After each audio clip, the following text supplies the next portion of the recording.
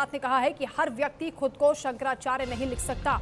मुख्यमंत्री योगी ने अभी मुक्तेश्वरानंद पर बड़ा हमला बोला और कहा कि पालकी से जाने की जिद से भगदड़ मच सकती थी। मर्यादित व्यक्ति ऐसा आचरण नहीं करते हैं।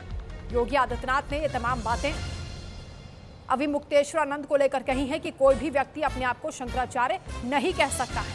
शंकराचार्य विवाद थमने का नाम नहीं ले रहा। इस विवाद पर सीएम योगी ने पहली बार अपनी चुप्पी तोड़ी है।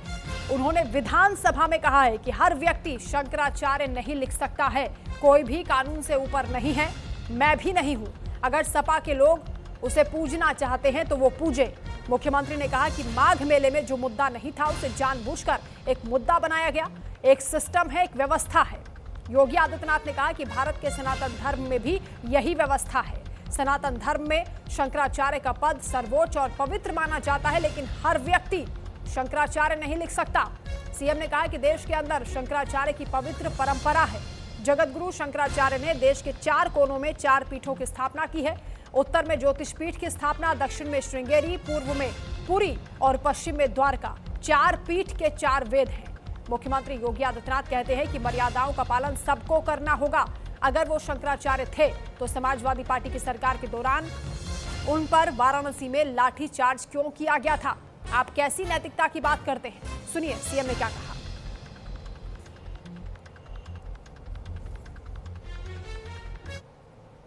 व्यक्ति शंकराचार्य नहीं लिख सकता। हर व्यक्ति हर पीठ के आचार्य के रूप में जाकर के जहां तहां वातावरण खराब नहीं कर सकता। उन मर्यादाओं का पालन सबको करना होगा। और अगर वो शंकराचार्य थे तो क्यों आप लोगों ने लाठीचार्ज किया था वाराणसी में? क्यों एफआईआर लॉन्च किया था? आप नैतिकता की बात करते हैं। 4.5 करोड़ श्रद्धालु जहां पर आए हों, वहां पर जो एग्जिट गेट है, जहां से श्रद्धालु बाहर निकल रहा है स्नान करके, उस द्वार, उस पेंटून से, उस मार्ग से किसी को बाहर निकलने का कोई वो नहीं, क्योंकि उससे अंदर जाने का कोई प्रयास करता है तो एक नए स्टैम्पेड को जन्म देता है, वहां पे नए भगदड़ को जन्म देता है, श्रद्धालुओं के जीवन के साथ खिलवाड़ करता है। एक जिम्मेदार और मर्यादित व्यक्ति कभी इस प्रकार का आचरण नहीं कर सकता। तो विधानसभा में सीएम योगी आदित्यनाथ ने बेहद गुस्से में तमाम बातें कही और समाजवादी पार्टी पर भी हमला बोला। अब आपको सुनवाएंगे कि कैसे अभी मुक्तेश्वरानंद ने सीएम योगी पर तंज कसा था। सुनिए। योगी सन्यासी कहते हो और तुम जो है मांस का व्यापारी निकल गए, तुम जो है उसकी सैलरी खाने वाले निकल गए। ये तो बहुत ब्लंडर है। इसलिए इस बारे में सनातनी जनता आपसे सवाल पूछ रही है। इसको बताइए, आप अपने विद्वानों को खड़ा करिए कि शास्त्र के अनुसार ये कैसे उचित है। वो हमारे सामने शास्त्र के अनुसार सिद्ध करें। हमारे विद्वान जब आप कहेंगे तो हमारे विद्वान आपकी बात को समझेंगे। अगर आप इसका जवाब शास्त्रीय रूप से दे पाते हैं तो फिर हम लोग और आगे बढ़ेंगे, और अगर नहीं दे पाते हैं तो आपको ये सब छोड़ना पड़ेगा। अब ये नहीं चलेगा कि साधु वेश में आप ये सब कर। तो ये विवाद थमता हुआ दिखाई नहीं दे रहा है। अब विधानसभा में मुख्यमंत्री योगी आदित्यनाथ ने अपनी चुप्पी तोड़ी है और शंकराचार्य अभी मुक्तेश्वरानंद को लेकर सीएम ने कहा कि हर व्यक्ति शंकराचार्य नहीं हो सकता है, कोई भी कानून से ऊपर नहीं है, खुद मैं भी नहीं हूं। मुख्यमंत्री ने कहा कि मेरा मानना है कि भारत के हर एक व्यक्ति को कानून को मानना चाहिए और अगर समाजवादी पार्टी के लोग उसे पूजना चाहते हैं तो वो पूजें, लेकिन ये भी बताएं कि वाराणसी में क्यों अखिलेश सरकार के दौरान उन पर लाठीचार्ज हुआ था। मुख्यमंत्री ने समाजवादी पार्टी को भी घेरा है। सीएम ने कहा कि माघ मेले में जो मुद्दा नहीं था उसे जानबूझकर मुद्दा बनाया गया, एक विवाद खड़ा किया गया। साथ में उन्होंने तंज भी किया कि क्या हर एक व्यक्ति मुख्यमंत्री बनकर पूरे प्रदेश में घूम सकता है? क्या कोई मंत्री का बोर्ड लगाकर घूम जाएगा?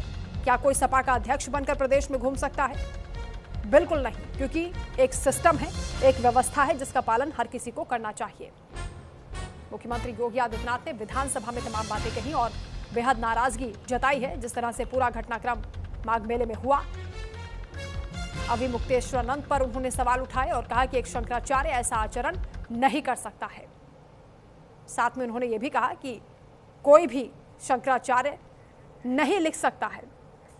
लखनऊ से संवाददाता आलोक द्विवेदी इस वक्त हमारे साथ जुड़ रहे हैं। आलोक, ये तो विवाद लगातार बढ़ता जा रहा है। मुख्यमंत्री ने भी अपनी चुप्पी तोड़ी है और सीधा सीधा हमला किया विमुक्तेश्वरानंद पर और कहा कि उनका आचरण ठीक नहीं था। भगदड़ जैसी स्थिति मच सकती थी और समाजवादी पार्टी पर भी हमला बोला कि जानबूझकर इसे एक मुद्दा बनाया।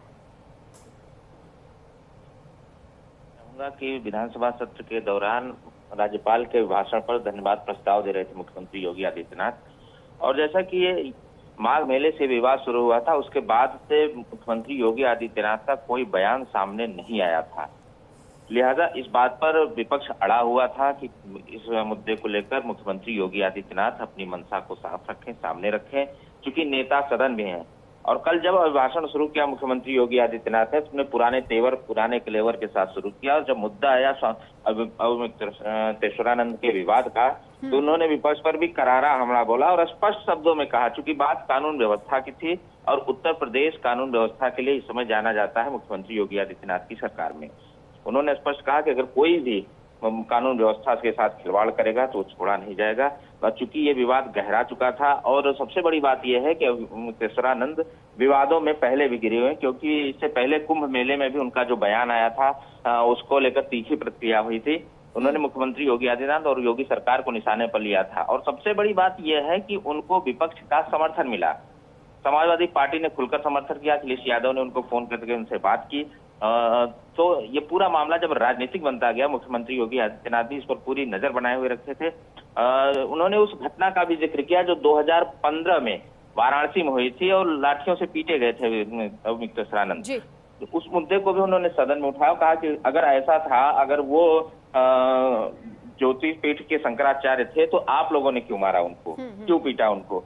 इस तरह की जो कृत्य है वो बर्दाश्त नहीं किए जाएंगे, क्योंकि कानून व्यवस्था का सवाल है, और कानून व्यवस्था के मामले में उत्तर प्रदेश सरकार जिसके लिए जानी जाती है, उसी चूंकि कानून व्यवस्था के मुद्दे को लेकर 2027 के विधानसभा चुनाव में भी मुख्यमंत्री योगी आदित्यनाथ उतरेंगे अपनी पूरी टीम को लेकर।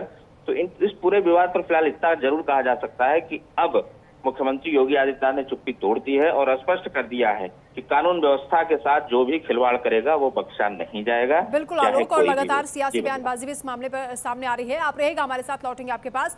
इधर शंकराचार्य विवाद को लेकर अखिलेश यादव ने भी पलटवार कर दिया है और अखिलेश यादव की ओर से कहा गया है कि सीएम योगी को भी योगी लिखने का अधिकार नहीं है। ये अधिकार उन्हें किसने दिया? कपड़े पहन लेने से कोई योगी नहीं हो जाता, ये अखिलेश यादव ने पलटवार किया है। मुख्यमंत्री से ये पूछा है कि योगी लिखने का अधिकार किसने दिया है? केवल कपड़े पहन लेने से कोई योगी नहीं हो जाता। अखिलेश यादव ने तंज किया है, पलटवार किया है, क्योंकि मुख्यमंत्री योगी आदित्यनाथ ने अभी मुक्तेश्वरानंद को लेकर सवाल उठाए थे। शंकराचार्य विवाद को लेकर अखिलेश यादव ने यह पलटवार किया है और सीएम योगी से भी पूछ लिया है कि योगी लिखने का उन्हें अधिकार किसने दिया है? क्या केवल कपड़े पहन लेने से कोई योगी हो जाता है?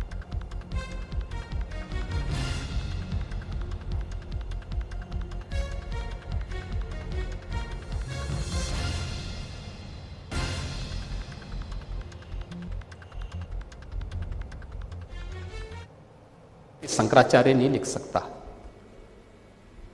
हर व्यक्ति हर पीठ के आचार्य के रूप में जाकर के जहां तहां वातावरण खराब नहीं कर सकता। उन मर्यादाओं का पालन सबको करना होगा। और अगर वो शंकराचार्य थे तो क्यों आप लोगों ने लाठीचार्ज किया था वाराणसी में? क्यों एफआईआर लॉन्च किया था? आप नैतिकता की बात करते हैं। 4.5 करोड़ श्रद्धालु जहां पर आए हों, वहां पर जो एग्जिट गेट है, जहां से श्रद्धालु बाहर निकल रहा है स्नान करके, उस द्वार, उस पेंटून से, उस मार्ग से किसी को बाहर निकलने का कोई वो नहीं, क्योंकि उससे अंदर जाने का कोई प्रयास करता है तो एक नए स्टैम्पेड को जन्म देता है, वहां पे नए भगदड़ को जन्म देता है, श्रद्धालुओं के जीवन के साथ खिलवाड़ करता है। एक जिम्मेदार और मर्यादित व्यक्ति कभी इस प्रकार का आचरण नहीं कर सकता।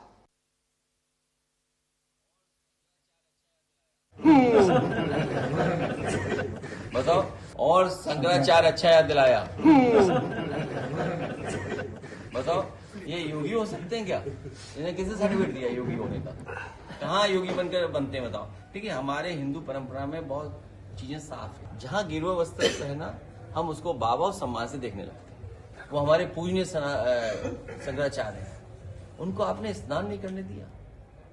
जब से धरती बनी होगी, जब से धर्म रहा होगा, किसी ने भी हमारे संतों को, साधुओं को गंगा स्नान करने के लिए नहीं रोका होगा। ये पहले हैं जिन्होंने गंगा स्नान रोका है। हमारे धर्म में ये माना जाता है पाप पड़ेगा इन पर। और चलिए इसी के साथ फिलहाल इस बुलेटिन में इतना ही। खबरों का सिलसिला लगातार